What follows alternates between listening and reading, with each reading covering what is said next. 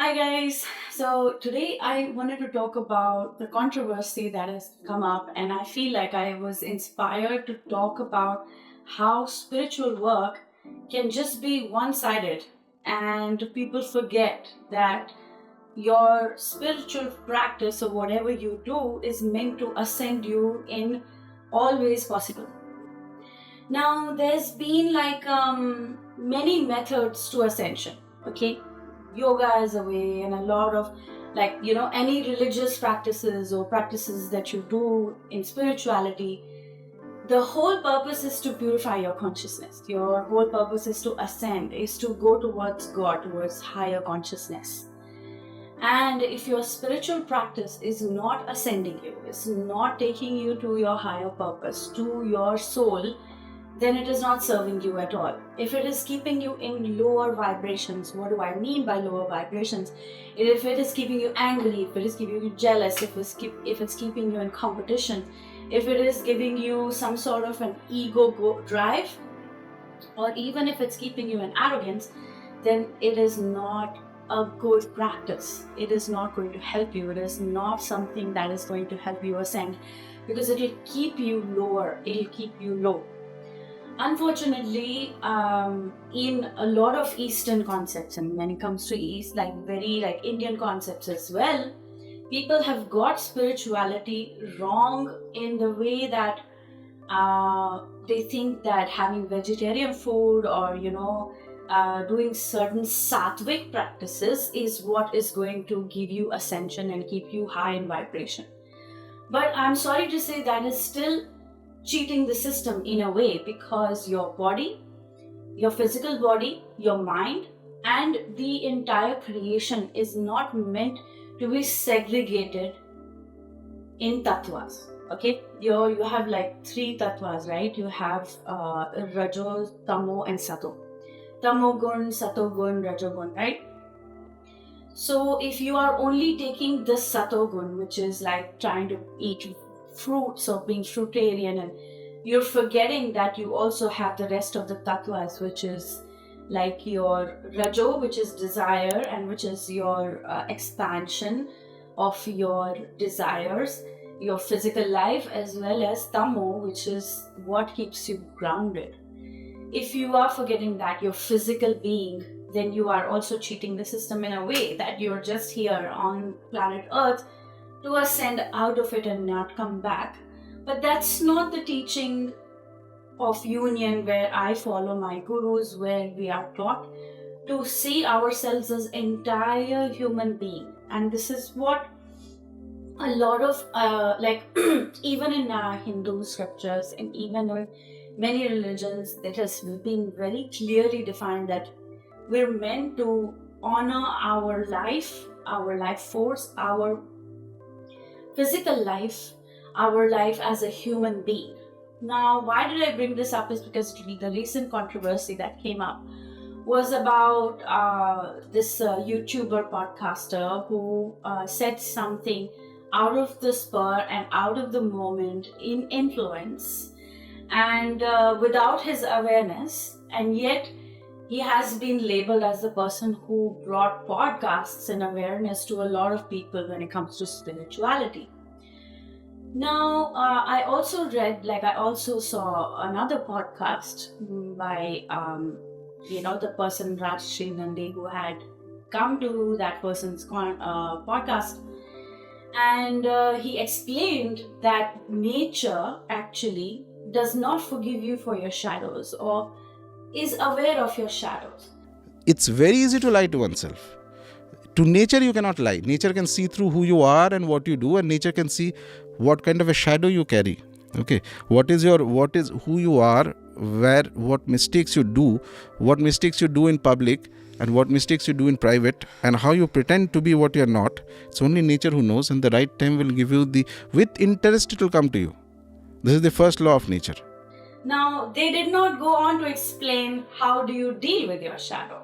And that is something I am going to talk to you about today, because I have seen so much malpractices in the spiritual realm that people have actually lost faith in it, because they don't give you a complete picture of how to ascend and what happens when you do a spiritual practice.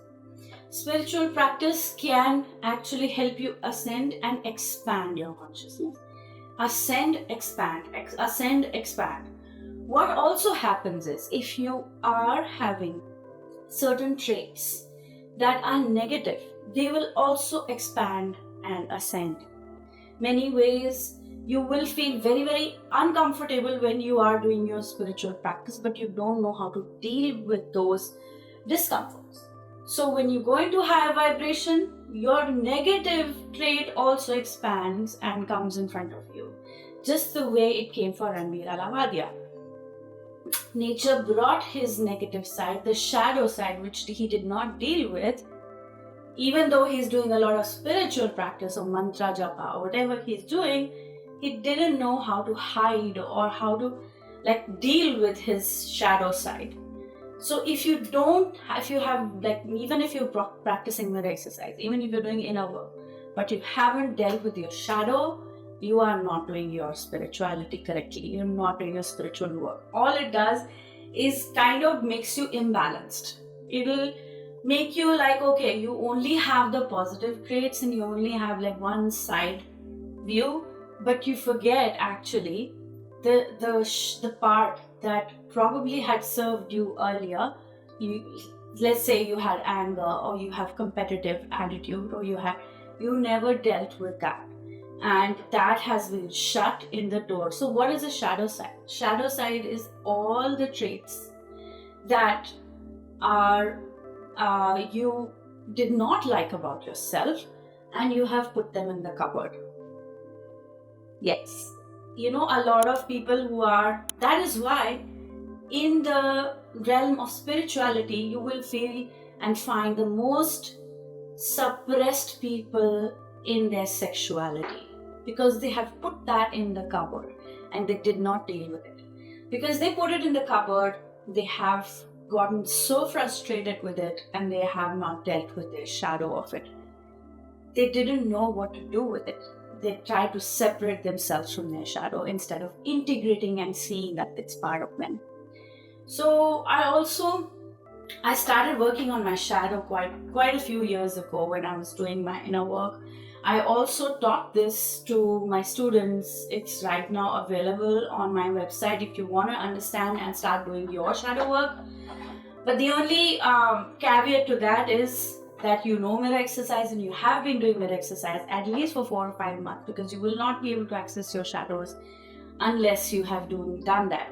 So I actually recorded a workshop on shadow work and explained how to deal with your shadows. If Ranveer Alavadia had dealt with his shadows, he would not have faced this. This circumstance would not have come at all in front of him, because he would have been totally integrated. He wouldn't have even found it funny, because whatever he said would not make sense to him, and anyways it is not entertaining as well. But he found it entertaining because of his suppressed, closets that he had within, and he had not integrated and dealt with it. I'm thankful for this incident, so that it is giving me an opportunity to talk about it, and people are now facing a lot of issues. A lot of people, for example, will happen that you are on spiritual path, you will meet so-called spiritual people that they can fool you. They will say, okay, lend me some money, and you lend them because you're soft-hearted, but you have not dealt with your own shadow, so you attract such people who will manipulate you and cheat you, and you are not aware of how to put boundaries on them. So it is so important to do your shadow work. I actually brought this pack of cards that I bought when I was doing my shadow work. I used to follow Carolyn Myss. She's an excellent mystic. She's a philosopher. She's excellent. Definitely in line with the teachings of union of my gurus, Jeff and Shalia. They have mentioned it in their classes. So they've also used this deck. It's called the Archetype cards. And each card is nothing but a reminder of, probably you're carrying some shadows that you haven't dealt with. For example, I just shuffled. First card that has come up it's a rescuer. The card is rescuer. And light attribute, which is what you kind of portray to the world is provides strength and support to others in crisis, acts out of love with no exception of expectation of reward. Okay, that's a rescuer. But what's the shadow attribute? Assumes that the rescued will reciprocate. So you are assuming that the one you are rescuing will reciprocate. Keeps the rescued one needy. That's the shadow side. It's a very nasty, nasty shadow side, that you keep the rescued needy towards you because you want attention, or you have not known the why, and you have not dealt with the why. You get to know these shadows when you are doing your inner work and you want to ascend and you want to let go of any shadows. There should come a point where you should not have any shadows. And sometimes what starts happening is, once if you're doing your spiritual work and you're not dealing with your shadows, you will meet the worst people in your life. And you will be like, oh my god, even in spiritual journey I have the worst. Why? Because universe will continue to remind you that you need to work on your shadows. Once you work on your shadows, you'll meet the best people, not only in the spiritual world, it will be all and every aspect of your life, whether you go to work, even in your family, and you will have the best relationships because you will not be carrying any shadows. You will not be carrying anything in your closet or any suppressed parts of you. So my suggestion to Ranveer Alabadiya is that work on your shadows. Do your inner work, understand what is mirror exercise, understand if people, and even in this like small snippet of Rajesh, where he mentions that people would do certain negative things on you, it will be guarded. You will be guarded because you not attract anything that can cause these things. A lot of people, they say, okay, people can do negative things on me, so I need to be afraid. No. You let go of your fear, then you will not attract any attack. You will not attract any attack. Even if someone is planning the biggest attack on you, God will save you, universe will save you, because you don't attract it, you're not attacking yourself. So when you're doing that exercise, you know that you work on the part that is upset with you, that you are attacking that part. But you need to also work specifically on the part that is actively choosing attack towards you. And that takes a lot of guts, a lot of, inner work, and a good foundation of your spiritual work, and also definitely a good coach. So I would suggest, if you don't know how to do your shadow work, you can download that workshop from my website and start working on it first. Before that, practice the mirror exercise, understand. If you don't know how to do that, definitely get in touch with me and I can show you how to do that. You will be so free from any attack or any person even thinking negative of you. You'll never even come across anyone negative. You will actually start living in heaven if you start doing your shadow work. Okay, so there's an opportunity that I want to announce and invite you to my upcoming workshop, which is Overcoming Social Barriers.